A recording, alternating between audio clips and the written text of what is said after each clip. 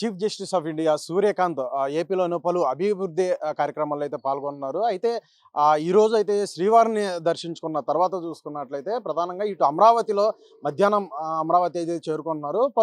కీలకమైన కొన్ని ఏదైతే ప్రాజెక్టులుగా ఉన్నాయో లేదంటే ఇటు జడ్జిలకు సంబంధించి ఏదైతే భవనాలు ఉన్నాయో వీటన్నిటికి సంబంధించి కూడా ఒక శంకుస్థాపన భూమి పూజ కార్యక్రమంలో కూడా పాల్గొన్నట్టు కూడా తెలుస్తుంది.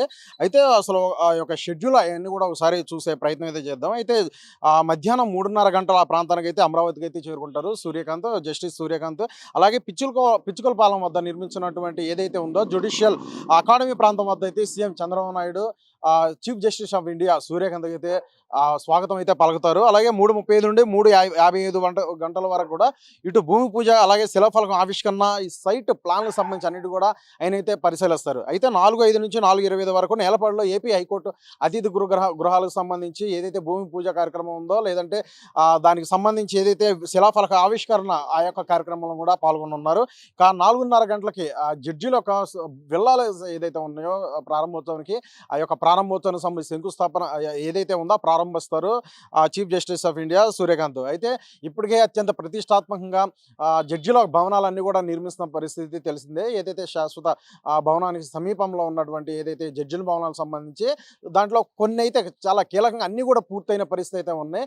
ఆ నేపథ్యంలో chief justice of India Suryakant అయితే ఆంధ్రప్రదేశ్కి రావడం జరిగింది. ఈ నేపథ్యంలో కూడా ఈ పలు కీలకమైన అభివృద్ధి కార్యక్రమాలకు సంబంధించి కూడా ఇవన్నీ కూడా చేయనున్నారు. ఆ నేపథ్యంలోనే జడ్జి భవనాలకు సంబంధించి కూడా ప్రారంభించినట్టు కూడా తెలుస్తుంది. సాయంత్రం 5:30 గంటలకి లోక్ భవన్కి అయితే వెళ్ళనున్నారు. అక్కడ గవర్నర్ యొక్క నివాసంలో ఆయన అయితే ఉండనున్నట్లు కూడా తెలుస్తుంది. భారతదేశంలో దాని తర్వాత చూసుకున్నట్లయితే ఇటు దక్షిణ భారతదేశంలో కూడా తొలిసారిగా జరుగుతున్నటువంటి ఏదైతే ఉందో ఈ యొక్క మీడియేషన్ సింపోజియం అనే కార్యక్రమంలో కూడా జస్టిస్ సూర్యకాంత్ అయితే పాల్గొనున్నారు. ఇంకా అమరావతిలో నిర్మాణం కాబోతున్నటువంటి ఏవైతే గెస్ట్ హౌస్లకు సంబంధించి ఒక వివరాలు కూడా చూసుకున్నట్లయితే ఈ గెస్ట్ హౌస్ సంబంధించి ఇటు హైకోర్టుకి అనుసంధానంగా అయ్యేలాగా విశాలమైన రహదారితో అనుసంధించనున్నారు.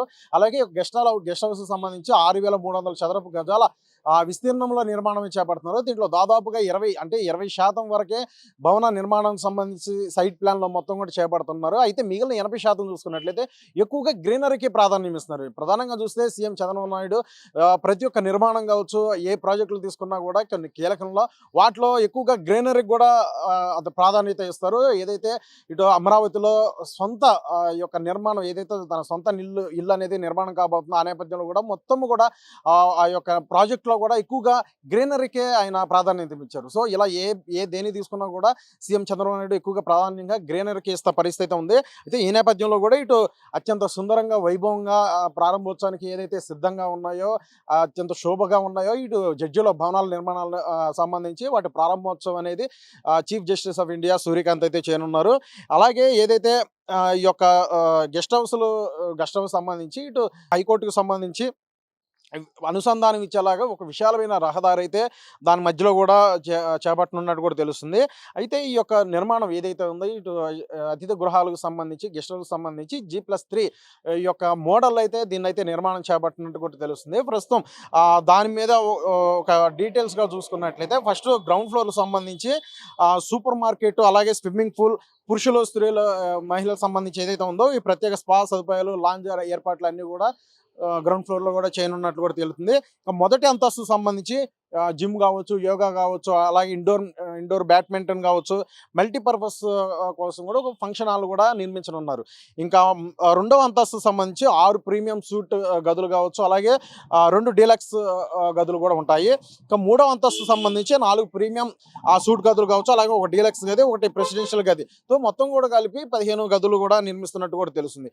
సో ఈ నేపథ్యంలో chief justice of India Suryakant మన రాష్ట్రానికి వచ్చిన నేపథ్యంలో కూడా పలు కీలకమైన ప్రాజెక్టుల అన్నిటికీ పలు అభివృద్ధి కార్యక్రమాల్లో కూడా పాల్గొన్నట్టు కూడా తెలుస్తుంది. ఇది అత్యంత ఏదైతే ఈ యొక్క జరుగుతున్న ఈ యొక్క ఏదైతే సూర్యకాంత్ వచ్చిన నేపథ్యంలో కూడా ఇటు అమరావతి రాష్ట్రం అంటే రాష్ట్ర రాజధాని ప్రజా రాజధాని అయినటువంటి అమరావతి నిర్మాణాలకు సంబంధించి కూడా ఇటు జడ్జిల యొక్క భవనాలు నిర్మాణం అయిపోవడమే కాకుండా దాంట్లో ప్రారంభోత్సవానికి సిద్ధమైనవి కాబట్టి మరి సూర్యకాంత్ చేతుల మీద జస్టిస్ సూర్యకాంత్ చేతుల మీద ఈ యొక్క నిర్మాణం ఏదైతే ఉన్నాయో జరిగినాయో ఇవన్నీ కూడా ప్రారంభోత్సవం ఉన్నాయి కాబట్టి అక్కడంతా కూడా ఒక శోభ సంతరించిందని తెలుస్తుంది. ఎందుకంటే అత్యంత కీలకంగా అత్యంత ప్రతిష్టాత్మకంగా చేపట్టింది ఏదైతే అమరావతి పలు కీలకమైన నిర్మాణాలకు సంబంధించి 2024 రాష్ట్ర ప్రభుత్వం కూటమి ప్రభుత్వం ఏర్పడిన తర్వాత అది ఎక్కువగా ఫోకస్ పెట్టింది. ప్రధానంగా అంశాల్లో చూసుకున్నట్లయితే ఈ యొక్క అమరావతి రాజధాని ఒక అంశం కావచ్చు, పోలవరం అంశం కావచ్చు, ఇలాగ పారిశ్రామిక రంగాలుగా ఏదైతే ఈ మొత్తం రాష్ట్రంలో కూడా వివిధ ప్రధానమైన ప్రదేశాలంతలో కూడా ఈ యొక్క కారిడార్లుగా ఏర్పాటు చేయాలనే అంశాలు కావచ్చు. ఇలా అత్యంత కీలకం వాటిలో ఇటు అమరావతి రాజధాని నిర్మాణం. ఈ నేపథ్యంలోనే ఈ అన్ని కీలకంగా కొన్ని ప్రతిష్టాత్మకంగా చేపట్టినట్లు కూడా ఇటు జడ్జిల భవనాలే ఉన్నాయి. ఇప్పుడు దాని తర్వాత చూసుకున్నట్లయితే ఎమ్మెల్యే, ఎమ్మెల్సీ భవనాలు కావచ్చు, అలాగే ఉన్నతాధికారుల సర్వీస్ ఎవరైతే ఉన్నారో వారి యొక్క భవనాలు కావచ్చు, అలాగే జడ్జిల భవనాల తర్వాత ఈ మంత్రుల భవనాలు కూడా అవి కూడా ప్రారంభోత్సవానికి సిద్ధంగా ఉన్నాయి. అలాగే ఐకానిక్ టవర్స్ కావచ్చు. సో ఇలా అనేక ప్రాజెక్టులు కూడా నిర్మాణం అనేది అన్నింటిలో కూడా పరుగులు పెట్టేస్తున్న పరిస్థితి అయితే ఉంది. ఆ నేపథ్యంలోనే సో ఎట్టకేలకు ఈ యొక్క పలు కీలకమైన ప్రాజెక్టులకు సంబంధించి ప్రారంభోత్సవం చేయడానికి చీఫ్ జస్టిస్ ఆఫ్ సూర్యకాంత్ ఇక్కడికి వస్తున్నారు కాబట్టి సో ఇదంతా కూడా చూసుకున్నట్లయితే ఒక శుభ పరిణామంగా మనందరూ కూడా భావిస్తున్న తీరైతే ఉంది.